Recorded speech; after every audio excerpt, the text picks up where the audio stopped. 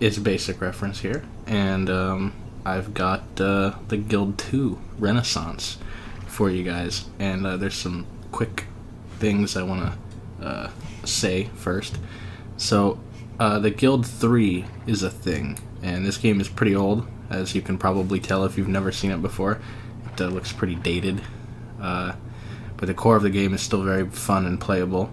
And the Guild 3 is an early access game which is currently improving, but was in a dark age for a while. The original the original developer worked on the game for 5 years, and it was barely playable.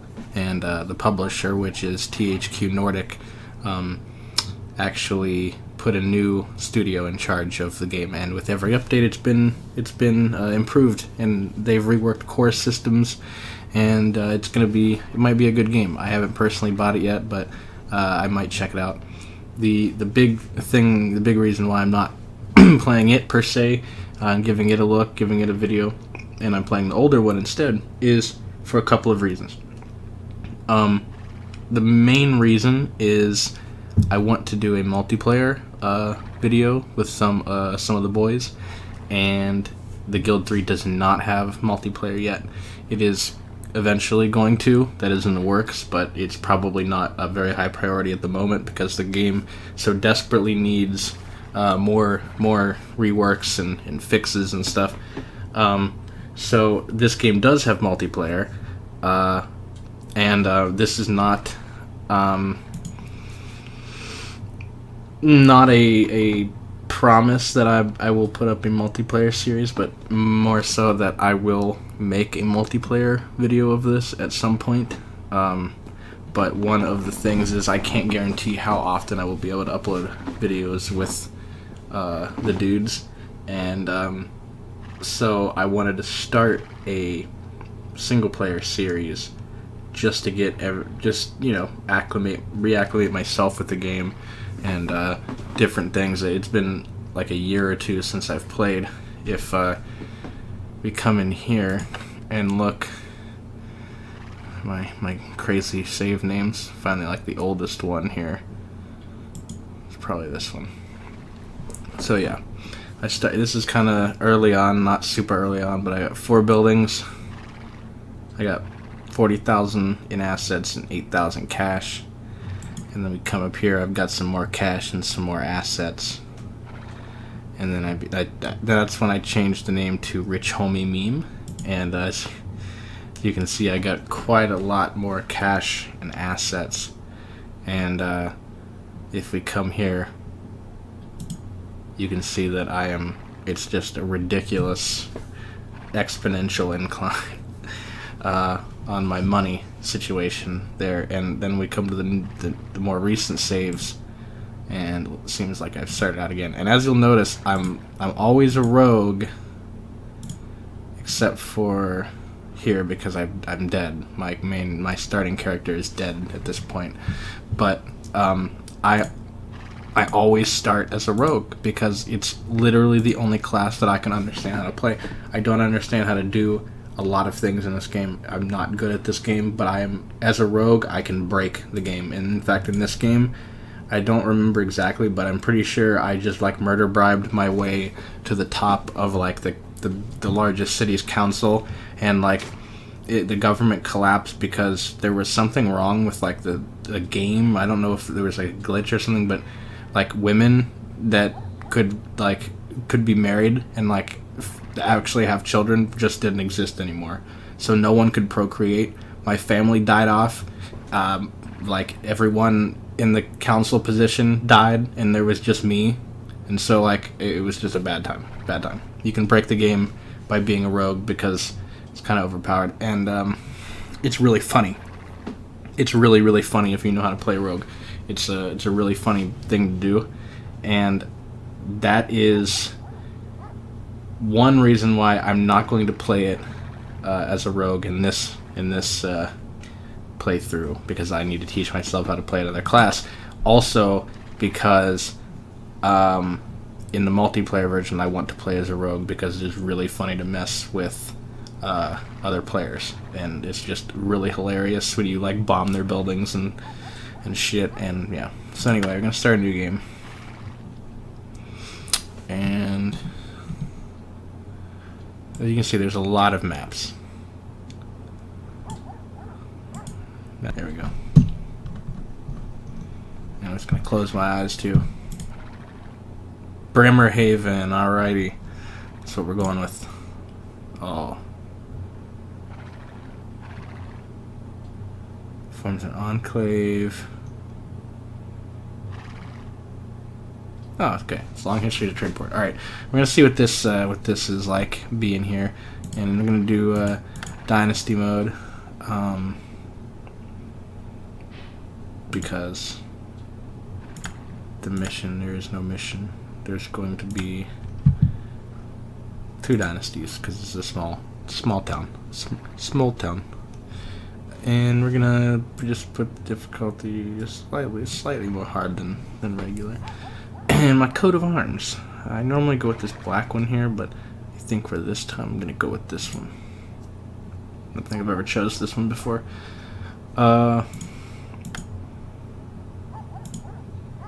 Office sessions. Okay.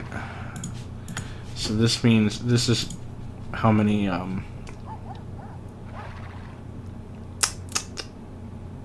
so this is the term limits, or the terms for each office position, I think, or maybe it's how many office sessions there are, I think, in every season. But so anyway, I'm pretty sure like this is terms. So like right now, every 1 year or every 1 season, there's a new term. So that's 4 times a year. So I'm gonna make them 2 years. Because I can't make them 3 years, clearly, for some reason. I'm going to make them 2 years. 4 years per round. Yeah, sure. 4 years per round. No random events. No,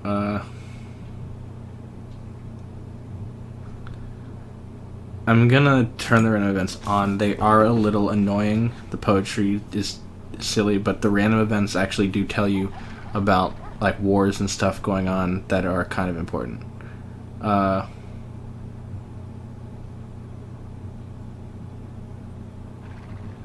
If you want to experience those,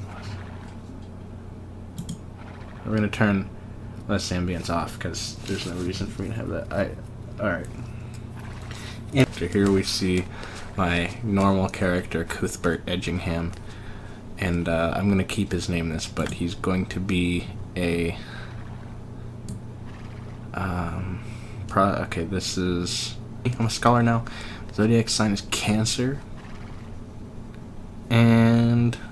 see, 500 XP. I think empathy...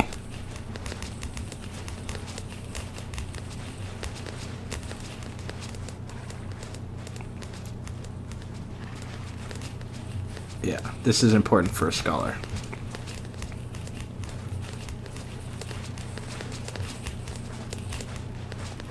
I think are the ones you want to increase, and then these ones are ones that don't really matter, and then these ones are ones that don't matter at all. Like these ones are, yeah, okay. So empathy is like, seems like the most important one, so we're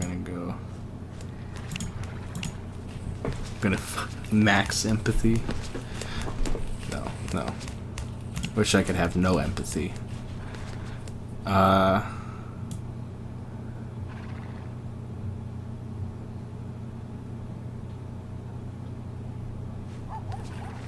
You can make like I forget what it's. You can make crazy stuff with. You can make crazy contract stuff or artifacts. Oh, big yawn, big yawn.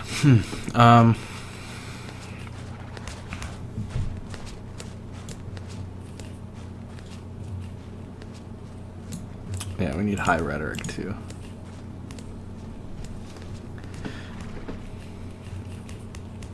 Arcane knowledge, I don't think that's going to be quite as important, maybe. Fuck. It's hard to tell. Because, like, you can make some really powerful stuff with that. Okay, I'm gonna do it. I'm gonna do it this way. I'm gonna do 2 rhetoric, 2 arcane knowledge, 4 empathy, because that seems like I want to be a I want to be a political man. So this seems like the best. Cuthbert Edgingham, Protestant. Yeah, hell yeah, hell yeah. Here we go. Yeah, this is my classic character, Cuthbert. In vino veritas. Irare humanum est. Oh my god. In vino veritas. Ego sum cui sum. Beati pauperis spiritu. This is the one I gotta use. The one that sounds like just a creepy dude. Yeah. Alrighty.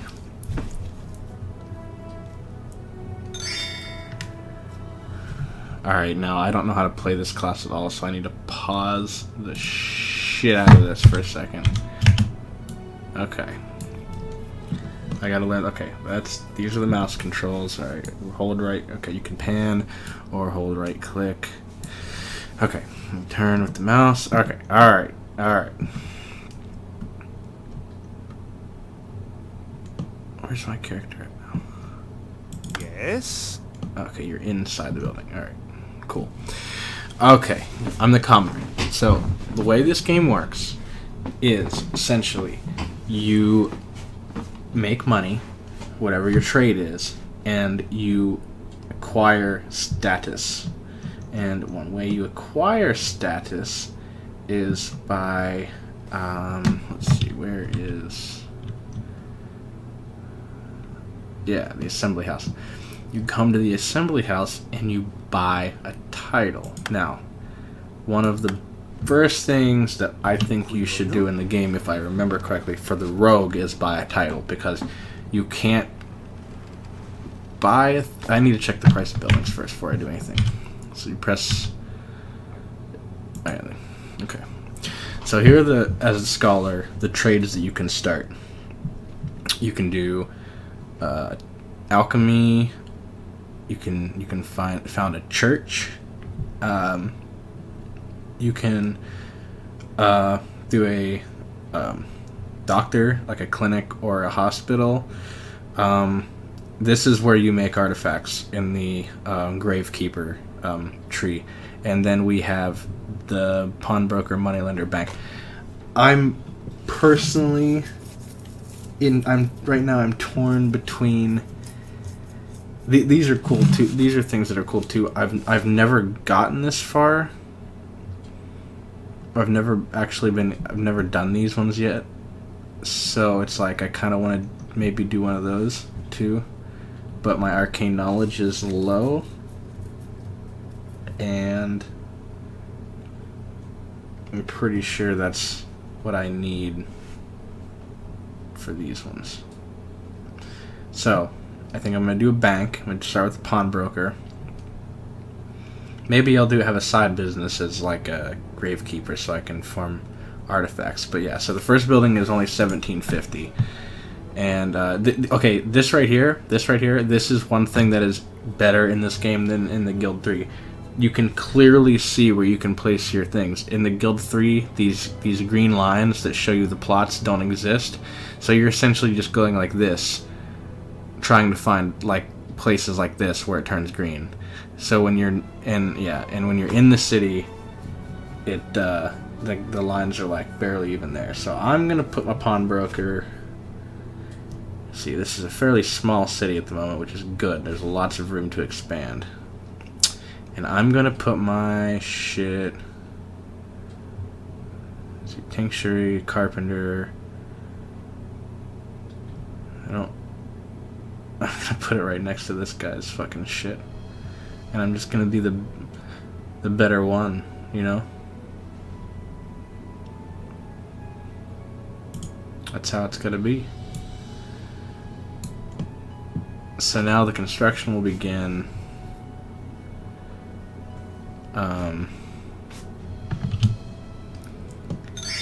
Food is being offered at a good price in a counting house.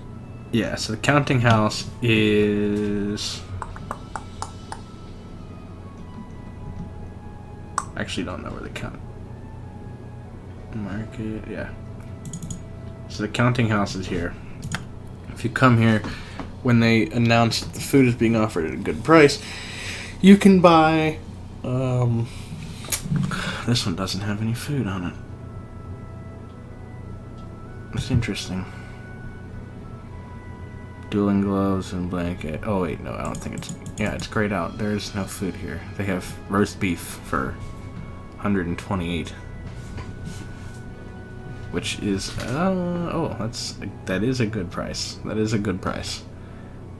But I'm not gonna buy any because I don't need any. But that's important to know.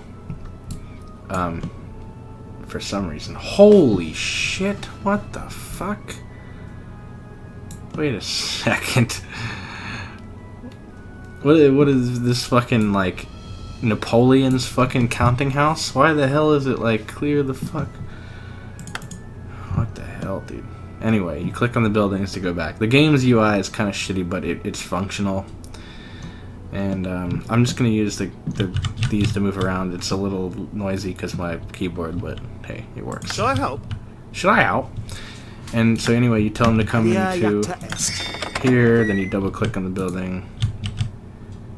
And he comes in. Now, when you come in here, you have a couple rooms. You have a couple options.